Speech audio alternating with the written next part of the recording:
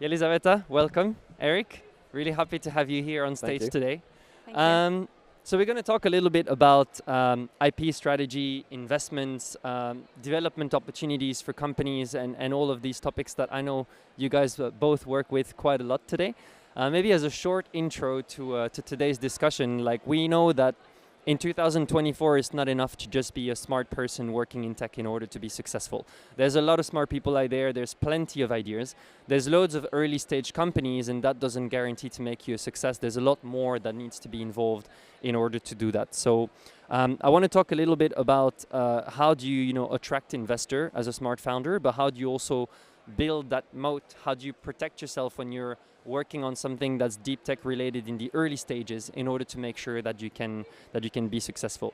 Can you both give us a short introduction about yourselves, what you do day to day and sort of why you guys are here today? And maybe starting with you, Jelizaveta. I'm Jelizaveta, but you can call me Lisa, and I work as an intellectual property strategy consultant here in Enterprise Estonia, and I help businesses to build an effective strategy based on IP. Great to have you. And I'm Erik. I'm a partner at Baltic Sandbox Ventures. So we invest in deep tech companies. We kind of don't really like the deep tech hashtag. We prefer to think of it as companies with fundamental scientific or R&D based advantages. We invest at pre-seed and seed. So when we say pre-seed, we mean actual pre-seed, like sometimes before you've even filed your patent, before you have revenue, before you even have a deck. If you have an innovation and a breakthrough that actually can be patented at some point or kept as a trade secret because it's based on some advanced science and engineering, then we would invest in such companies. So. Great. Well, it's great to have you both here today. So, the talk, as I mentioned, is going to be a little bit sort of on the IP side, on the business strategy and investment side, and then later on we'll talk about some other elements. But starting first with the investment process, right? To you guys, what's the role of IP in that investment process? I would maybe start. I think that intellectual property plays a crucial role in due diligence process for investors. And first of all, investors may ask you how your IP is protected. And you always should remember that protect is not always about registration, but it's also about, for example, internal rules for trade secrets and automatic protection for copyrights. Another important question is how you try to avoid violation of rights of others. And for that, it's really important to train your employees. It's really important to perform IP searches, especially for trademarks and patents. So here are some life hacks, how to attract investors, but maybe not attract to make them happy. I mean, it's a risk management thing. Like I always say to founders, you have to remember that as a founder, you are the biggest investor in your business. So treat yourself like one. What that means is you have to also make sure exactly what Lisa is saying. You've done the freedom to operate analysis. If you don't have the cash for it, guess what? EAS is here to help you. Lisa actually does that for startups. Most startups don't even know this. Use the resources that are there for you. So that's one thing that I think every startup founder who's doing some potentially patentable breakthrough innovation or R&D should talk to people like Lisa to help with making sure that actually is protectable. So that's the first step that any founder should do. We as investors, we are deep tech investors, so that means that we look at IP, and that's a key decision-making driver for us. So if you don't have some fundamental scientific R&D advantage, we don't invest in you. Not screens on databases for workflows and analytics. That's SaaS, that's fine.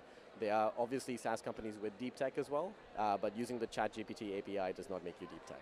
So, if Lisa says that you probably have some real deep tech, then come to us. So.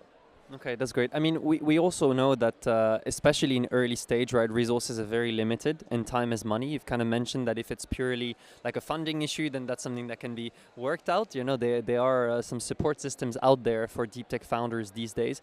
Well, for all of those who don't know about it, it's great that we have this session happening so that they can hear that there are options for them. When it comes to purely like time perspective, how do you make the trade-off? Like, when do you know when there's something that you need to spend time like looking into patenting versus just building your company and trying to get off the ground, especially pre-seed? I mean, I can talk a little bit about this and Lisa can share, but generally speaking, there are certain components of patentability. That includes novelty, that includes, like an inventive step, and Lisa can also probably talk in more detail. But definitely get legal advice if you feel that you actually want to double check it, but legal advice will cost you money. Lisa is taxpayer funded, so again, going back to startups, use the resources that are there. But on the other hand, provided you have an inventive step, you have some novelty, you have all the components of patentability, and you've actually done some breakthrough innovation, and even if you're not sure, once you know that it actually is breakthrough innovation, the first step is you have to manage who actually knows about what exact steps you've done to do whatever it is you've done. Like if you have, I don't know, you've invented something that doesn't exist before, if you tell anybody about it and they file the patent first, then legally it's theirs, unless you can prove that you had an NDA or something like that. So it's very important when you have that breakthrough innovation, unlike maybe the incentive that the average academic has to publish. If you're going to build a business, you probably don't want to publish before you actually file. So these are just like kind of general guidance things that people should consider. But yeah, so that's on a high level. We can go into obviously more detail, but that's like a whole 2-hour discussion. Of course. I think for now it's good. I maybe add from the legal perspective that for patent it's really important that you should file an application before you want to share it with the world, before you go to market. So it's really important to think about that, not to share with the audience and after that think maybe I want to file a patent. Just to add one thing as well, a lot of VCs will say to founders that, well, patents don't matter, IP doesn't matter, at the end of the day it's how you execute. That's true, but it's also bullshit. It depends on the type of business you are. So if you're a deep tech innovator and you've actually solved some problem, VCs don't sign NDAs, neither do we. But as a VC fund that actually understands deep tech, what we do is we have a network of experts from NASA Jet Propulsion Laboratory to medical and so on. And we pay them for their time. They will sign an NDA with the startup, and they're only allowed to tell us, yes, it's legit and as advertised, or no, it's not legit. So we actually invest in that on the upfront as part of our due diligence process, right? And so if you're building in deep tech and you've gone to Lisa and she's told you that yes, it's novel and inventive, and she will be able to protect you from an NDA perspective, before you go and tell VCs, hey, this is what I have, if you haven't filed the patent, you can say what the benefits are without how you've done what you've done. And we'll trust you, and then we'll get the evaluator to sign an NDA. So that's kind of like how our process works, and that's how a professional VC fund should work. If you have a VC saying, oh, we don't sign NDAs, just tell us or we're not going to invest, move on. Seriously. But yeah. That is great pieces of advice for some of the younger founders here as well that might wonder in what order to take these steps, right? Or before you kind of cross a line you wish you hadn't. Sort of moving on a little bit more on the strategic side of things, like for founders who do understand that, who would have taken the step, who would have met with Lisa and kind of come to you guys knowing they have something, but they're still early. How do you sort of leverage the IP to gain competitive advantage as an early stage founder? Yeah, I will start with the thing that, it's IP is not only about patents, and you should assess and prioritize all of your intellectual property, copyright, trade secrets. It's really important. Confidentiality is really important for IP materials. And when it's assessed, when it's prioritized, then protect. Or at least have a plan how to protect that. That's really important. But on the IP strategy, maybe my good colleague Sim will tell you tomorrow. I want to share maybe some situations when you have to be really strategic and that you can face. First of all, when you decide whether to file a patent, and then you can do that, but if you don't receive a patent, then it still be published, and all your competitors will have access to that, so there is a risk. You can keep it as a trade secret, but then it's not protected by government or someone else except you. You're the only person who's responsible, and if it leaked out, then say goodbye to that. Let's say so. And another possibility is to just publish that so that other people cannot feel the patent. Another thing that you can face is how to protect the code. The code as a text is protected under copyright law.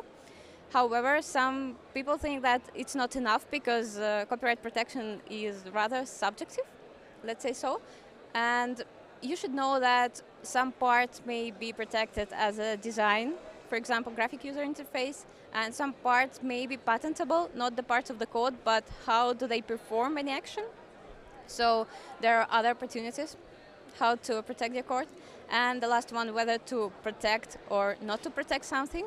And you should take into account your resources, I mean timing resources and money. If you have money and time, then definitely protect. If not, then prioritize and protect what's the most important for your business. Yeah, I mean, you're always making trade-offs, and like Lisa mentioned, there's different components and different types of IP. But as a business, especially if you want to raise funding, but even otherwise, even if you're not going to raise VC funding and you just want to build a business yourself, you should have an inventory. Just like if you have a grocery store, you're going to have inventory of what you've got in that store. The same thing with your IP. If you don't have a good inventory of your IP and you don't know how to do that, again, use the resources that are there, but and understand the categories and classes of IP you have. Is it a copyright? Is it something you want to keep a trade secret? Do you want to patent? What are the implications if you do patent? And you can get that advice. And there's tons of information also on the internet. Obviously, don't trust everything you read on there, but make sure you have that inventory for yourself as a founder. That's the first thing. Strategically, just going back to like business building, there's different ways to benefit from IP. And I feel that in Europe, there's too much focus on licensing and not enough focus on building. We like to invest in builders. So when I say builders, what does that mean? Like if you have an IP, let's say you have a new type of database, right, that does something faster, cheaper, better than every other database, and potentially patentable, potentially not, doesn't matter. Like let's just talk about for argument's sake. That database could be used in, I don't know, a logistics supply chain situation. It could be used in a CRM solution, ERP, whatever, right?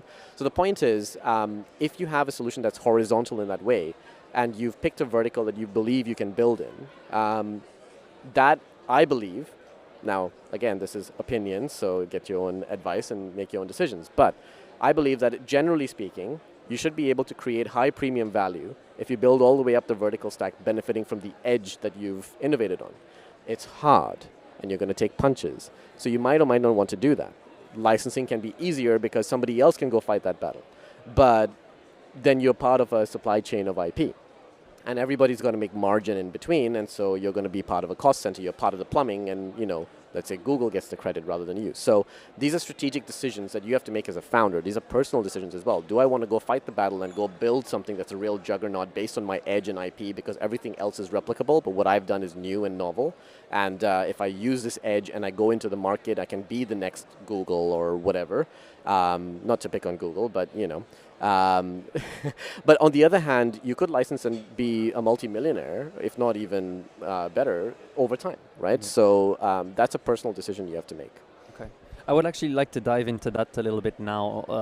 Talked about like licensing like briefly, but diving into trying to take the harder route and talking about commercialization, right? So how do you navigate the commercialization of your deep tech solutions as a founder, especially knowing that it's kind of probably the harder path? So I'm a little bit of a controversial figure when it comes to this, but the EU sadly is not actually as supportive an environment for that. There's very few funds that, especially at the earliest stages, at Series A, B, C, like you already have revenue, you've probably demonstrated some product market fit already, and it's essentially an Excel file fundraise where you can already say, here's our unit economics. Because of our edge, we have some fundamental unit economic advantage, like we save X costs for doing the same thing.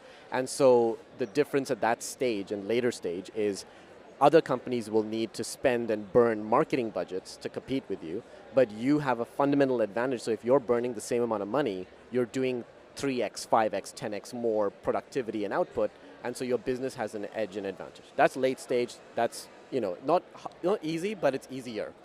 To get from pre-seed, seed to that stage and through to that stage, there is a grant ecosystem.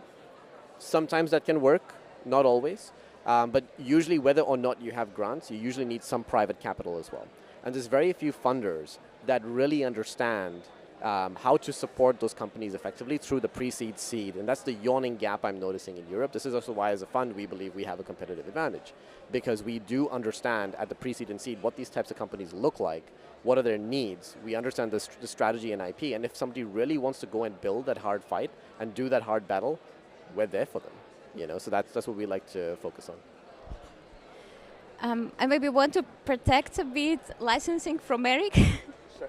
Licensing opportunities, because it really comes into play. For example, when you try to research something and innovate, there may be some project that you want that won't last forever, and you want to deal with that. There are more serious and more important things, and maybe then where you can make more money.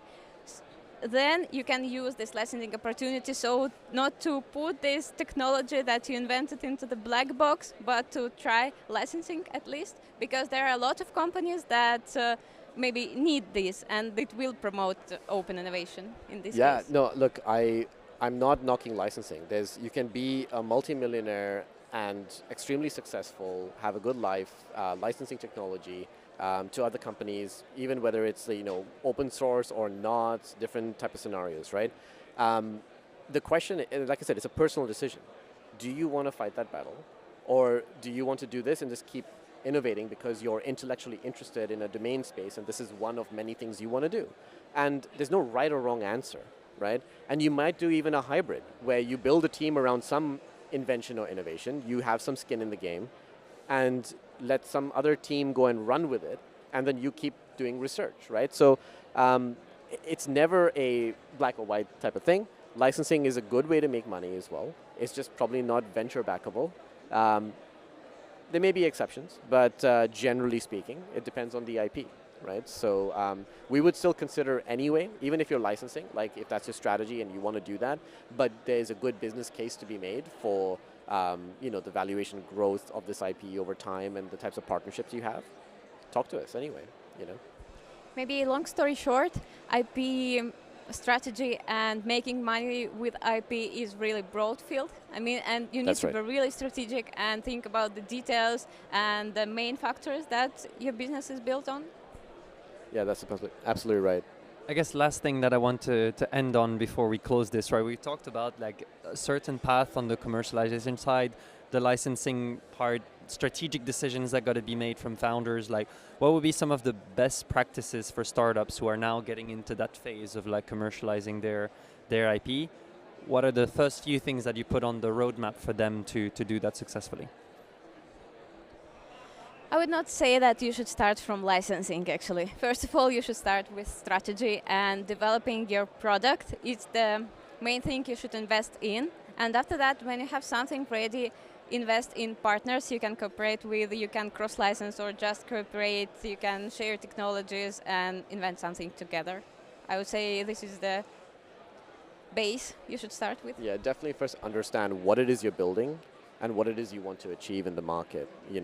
What is the value proposition of it? Because at the end of the day, the value of IP depends on also its positioning.